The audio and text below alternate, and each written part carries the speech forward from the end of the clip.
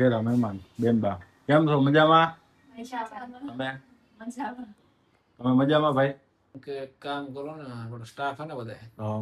Like કરો અને share કરજો ને, એક જણાને શેર કરી દો આ વિડીયો ખાલી. અને બીજી એક વાત કરી દે, હેપી ઇન્ડિપેન્ડન્ટ ડે બધા જ વ્યુઅર્સને. બરાબર? તો જય બાલાજી, જય શ્રી કૃષ્ણ. કેમ છો બધા? મજામાં જ હશો. તો સ્વાગત છે આપણા ન્યૂ બ્લોગની અંદર. મસ્ત મજાના નાઈ ધોઈને કમ્પ્લીટ થઈને શોરૂમે આવી ગયા હતી ને શોરૂમે મગાવી લીધી ચા. પેલું કામ શું કરવાનું તો ચા મગાવવાની. તો ચા આવી ગઈ છે મસ્ત મજાની. પછી તમારા ભાઈએ કામ કરી દીધું હતું ધીમે ધીમે ચાલુ. તો મસ્ત મજાના કામ કરી રહ્યા હતા આપણે. થોડા ઘણું કામકાજ કરી નાખીએ. ઓફિસમાં છે ને ભાઈ કેદુની છે ને લાઇટ છે ને યલો થઈ ગઈ હતી, એટલા માટે પછી લાઇટવાળા ભાઈને બોલાવીને આપણે લાઇટનું કામ છે ને કરાવી નાખ્યું કમ્પ્લીટ. અને આપણી ઓફિસમાં છે ને હમણાં જોવો કેવા જગારા મારે છે. તો ભાઈ મસ્ત મજાના છે ને કચરા પોતા થઈ ગયા છે, એકદમ મસ્ત ક્લીનિંગ થઈ ગયું છે આપણે ડીએનબીમાં. બરાબર છે ને પીપીએફ નું કામ થઈ રહ્યું છે, બતાવું તમને. જો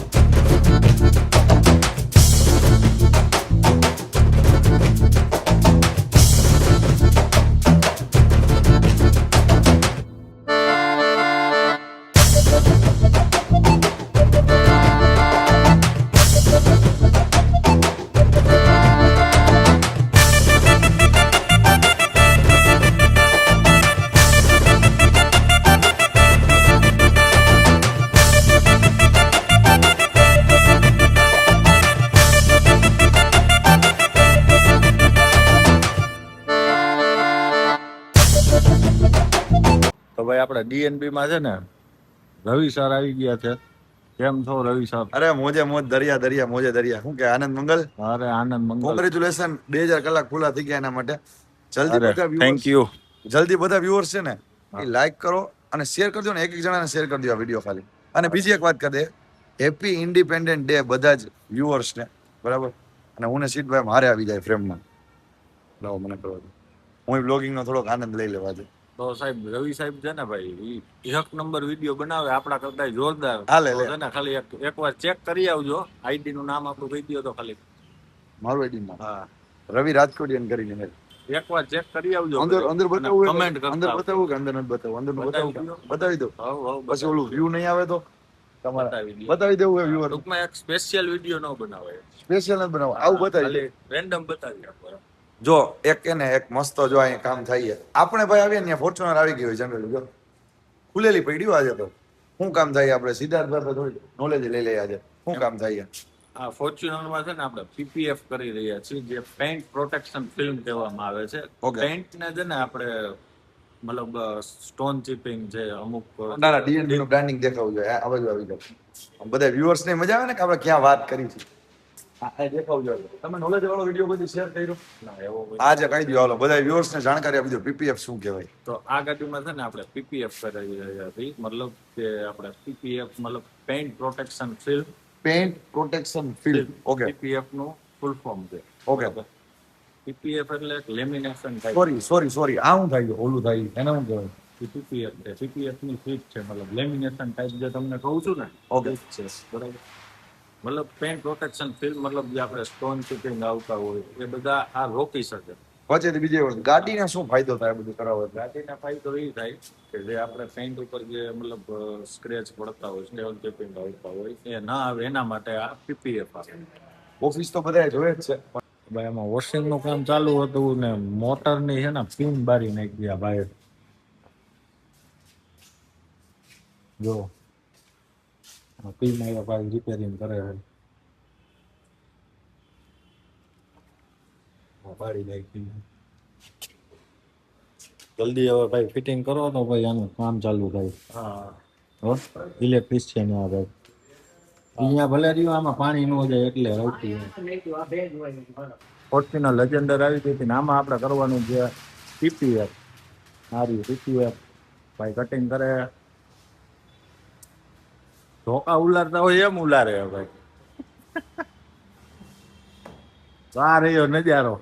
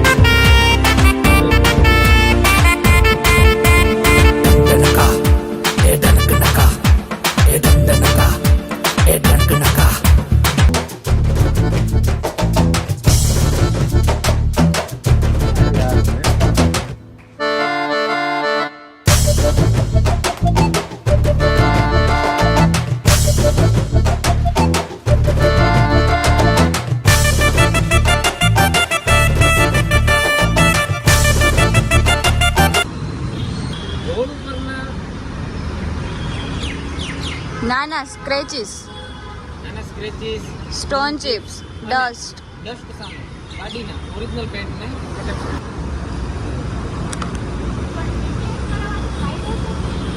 સિમ્પલ છે યાર. રોડ ઉપરના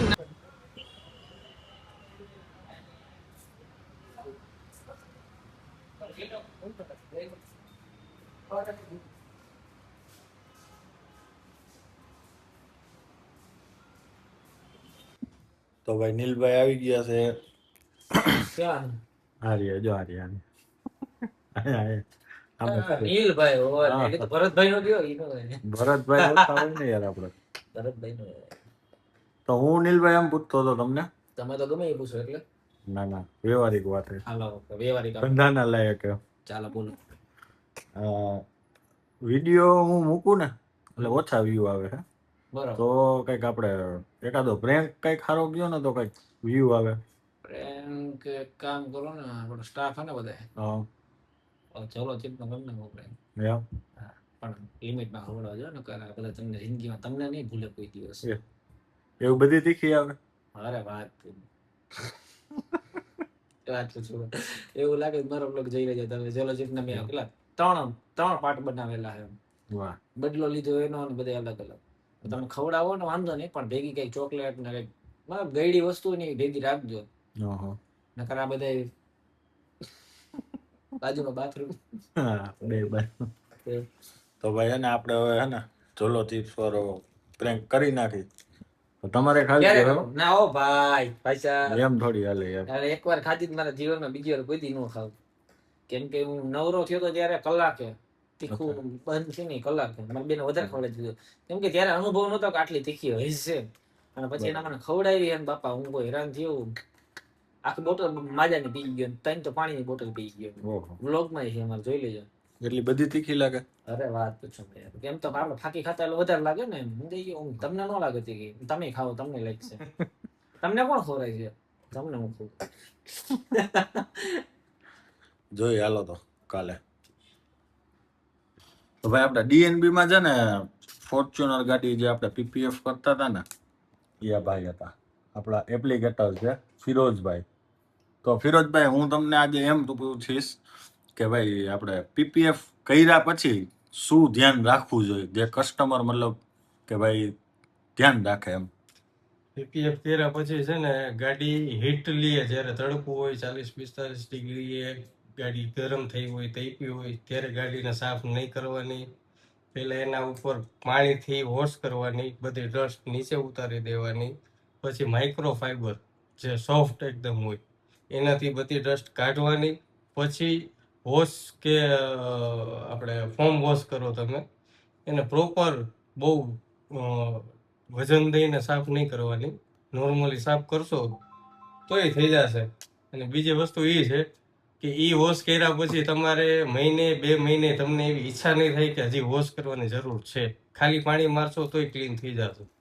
અને એની શાઇનિંગ જે કાંઈ છે 3 વર્ષ, 5 વર્ષ, 8 વર્ષ, 10 વર્ષ, 12 વર્ષ એ પ્રોપર રહેશે. પણ વોશ કરવામાં ખાસ ધ્યાન રાખવું પડે કે ડસ્ટ હોય ત્યારે તમે કપડું ન મારું બને ત્યાં સુધી.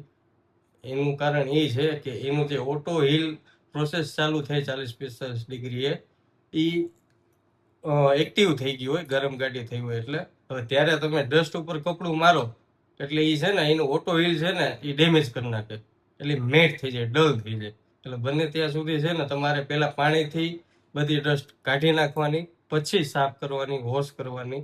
એટલે તમને જે 5 વર્ષ 10 વર્ષ જે કઈ વોરંટી હોય પ્રોપર મળશે. અચ્છા, એટલું ધ્યાન રાખવાનું. હમ. એટલે ટૂંકમાં એની જે સેલ્ફ ફિલિંગ હોય એ માઇનસ, મતલબ શું કહેવાય ને આપણે ડિફેક્ટિવ ન થાય એમ. તો આ ભાઈ છે આપણા ખાસ એવા જૂના એવા મિત્ર છે ફિરોઝભાઈ. રાજકોટમાં છે ને કોઈ બી સ્ટુડિયો વાળા હોય ને ભાઈ, એના ખાલી નામ દેવાનું કે ફિરોઝભાઈ એમ. એટલે બહુ મારા કરતાં વધારે અનુભવી છે, બરોબર. સ્પેશિયલ પીપીએફના એપ્લિકેટર છે. તો ગમે ત્યારે ફિરોઝભાઈનું ગમે એને નામ દેવાનું, એટલે કાંઈ ના ઘટે એમ, બરોબર. તો અહીંયા બેઠી અમારી વાંઢા ગેંગ. વાંઢા એટલે મારા લગ્ન થઈ ગયા, આ બધાના બાકી છે. ના આને થઈ ગયા, ના એક છોકરું હે ને. હા, સાચું બોલજો. ના છોકરું હાલો થઈ ગયા હે ને. હા, ખોટું ન બોલતો મારો ભાઈ. ના અહીંયા પડી મસ્ત મજાની લેજેન્ડર.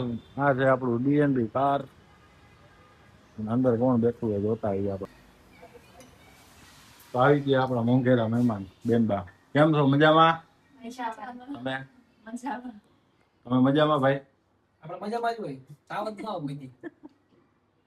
ડોક્ટર આપણે જ છીએ પોતે.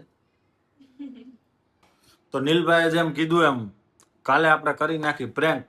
જોઈએ આપણા ડીએનબી માં કાલે કેવો પ્રેન્ક થાય છે, જોવાની મજા આવશે બહુ. જોતા રહેજો. નવા હોય તો સબસ્ક્રાઇબ કરી નાખજો, લાઈક શેર અને સબસ્ક્રાઇબ કરવાનું ના ભૂલતા. મળીએ આપણે ન્યૂ વ્લોગની અંદર. ત્યાં સુધી જય બાલાજી, જય શ્રી કૃષ્ણ. મળીએ ન્યૂ વ્લોગ સાથે.